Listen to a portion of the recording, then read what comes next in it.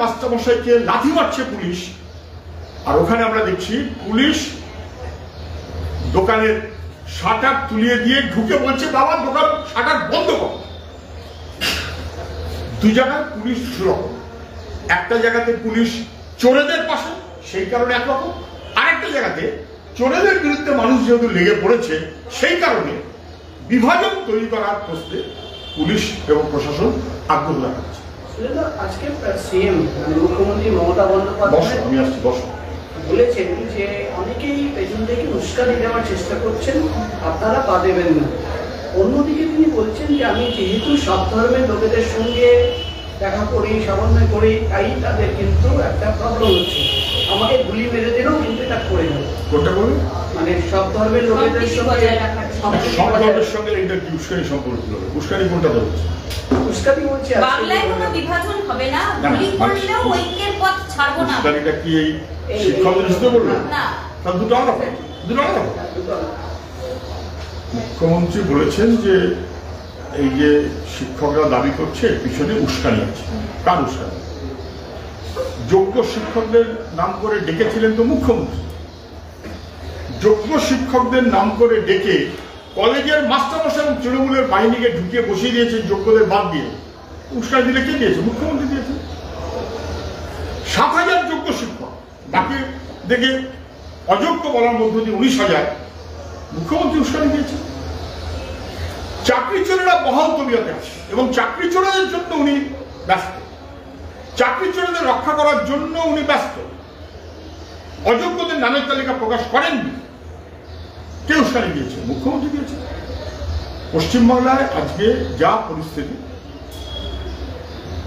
বিশেষ করে মাস্টারমশাই তাদেরকে যেভাবে হেনস্থা করা হচ্ছে, তাদের জীবিকা কেড়ে নেওয়া হচ্ছে, তাদের পেটে লাথি মারা হচ্ছে, তাদের পেটের ভাত কেড়ে নেওয়া হচ্ছে, তাদের সন্তানকে বিপদে ফেলা হচ্ছে, এই সমস্ত অপরাধের দায় মুখ্যমন্ত্রী উস্কানি দিয়েছেন উনি।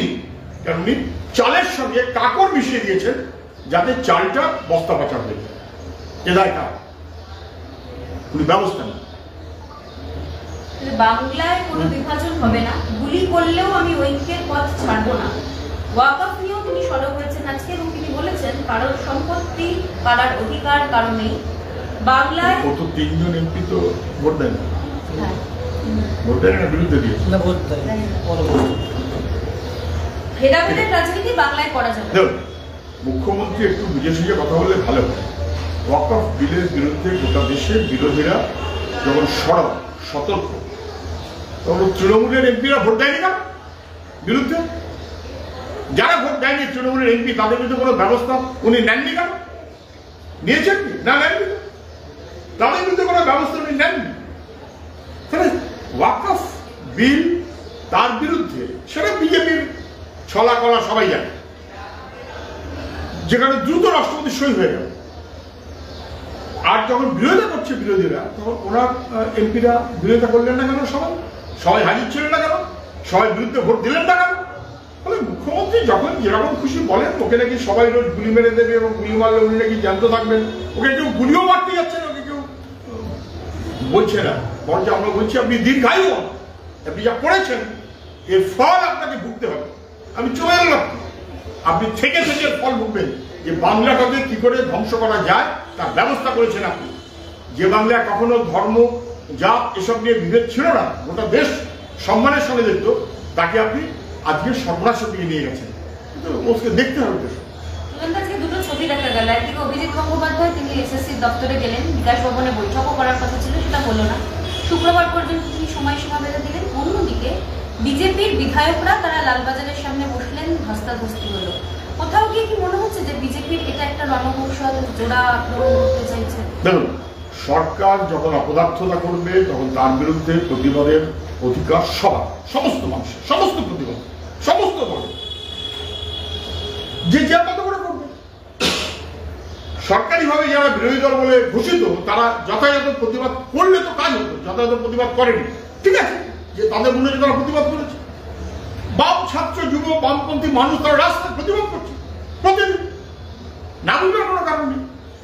ফলে যার যেভাবে প্রতিবাদ করার তারা সেইভাবে প্রতিবাদ করবেন অভিজিৎ বাবু আজকে কেন এসএসসি পর্যন্ত গেছেন, কেন শিক্ষামন্ত্রীর দপ্তরে যাননি, সেটা তো অভিজিৎ বাবু বলে দিয়েছে, তার উত্তর তো আমার দেওয়ার দরকার নেই।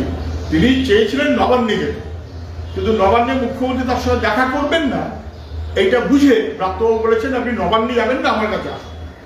তো ব্রাত্যবাবু জানেন যে মুখ্যমন্ত্রী দেখা করবেন না, করলে তো ধরা পড়ে যাবে। তারপরে কেন উনি এখানে গেছেন আর কেন ওখানে যাননি, উনি তো তার ব্যাখ্যা দিয়েছেন। পুলিশ যেভাবে লাঠিপেটা করছে তার বিরুদ্ধে গোটা রাজ্যের মানুষ সবাই। সুজনদা, একসময় আমরা দেখেছিলাম মুর্শিদাবাদে সিএএ নিয়ে যখন আন্দোলন হচ্ছিল বা প্রতিবাদ হচ্ছিল, একাধিক টানা হিংসার ছবি আমরা দেখেছিলাম। আবার গতকাল আগুন ধরানোর ছবি, হিংসার ছবি। আপনার কি মনে হয় কোথাও না কোথাও গিয়ে রাজনৈতিক কারণে যে এই হিংসা হচ্ছে, এটা বন্ধ হওয়া দরকার? পশ্চিমবাংলায় ইদানিংকালে বিভাজনের রাজনীতিকে বাড়াবার একটা প্রচেষ্টা চলছে, ভয়াবহ। এটা বিজেপি তৃণমূল উভয় পক্ষ থেকেই আছে। কোনোটা আজকে দেখা যায় তো কোনোটা কালকে দেখা যায়। হাওড়া কিংবা রিষড়াতে রামনবমীকে কেন্দ্র করে যে হিংসার ঘটনা ঘটেছে, আমরা তার নিন্দা করেছি। অথবা সিএ নাম করেই হোক আর অন্য কোনো বিষয়কে কেন্দ্র করেই হোক, যখন হিংসার ঘটনা ঘটে, সাধারণ জনগণ যখন বিপর্যস্ত হয়, আমরা তাকেও একই রকমভাবে নিন্দা করি। লড়াইয়ের পথ মানুষকে বিপদে ফেলে হিংসাত্মক জায়গায় নিয়ে যাওয়া নয়। তবে এটা বুঝে রাখবেন, এই হিংসার জায়গায় যাবার যে সুযোগ পায় তার পিছনে প্রশাসনের প্রশ্রয় থাকে বলে। দাঙ্গা হয় প্রশাসনের প্রশ্রয় থাকে বলে। প্রশাসনের প্রশ্রয় না থাকলে দাঙ্গা হতে পারে না। কিন্তু ওই কথাটা খেয়াল রাখুন, সরকার না চাইলে দাঙ্গা হয় না। হিংসাত্মক ঘটনা তার দায় সরকারকে নিতে হবে। সুজনদা, একটা লাস্ট প্রশ্ন। ঠাকুরপুকুরে একটা ঘটনা ঘটেছিল যে মত্ত অবস্থায় একজন গাড়ি চালাচ্ছিল এবং একজনের মৃত্যু হয়েছে। পরিবারের অভিযোগ যে প্রথম থেকেই পুলিশ কিন্তু বলছে কম্প্রোমাইজ করে না এবং গিয়ে সেটেলমেন্ট করে না। আজকে কাউন্সিলর সেখানে গিয়েছিলেন, কাউন্সিলরের সামনেও কিন্তু পরিবারের একই দাবি। কি বলবেন, পুলিশ কি? ঠাকুরপুকুরে যে ঘটনাটা ঘটেছে খুবই নৃশংস এবং নিন্দনীয়। ওখানকার সমস্ত মানুষ তারা নিন্দা করছে, কোনো সন্দেহ নেই তারা নিন্দা করছে। তারা গেছেন।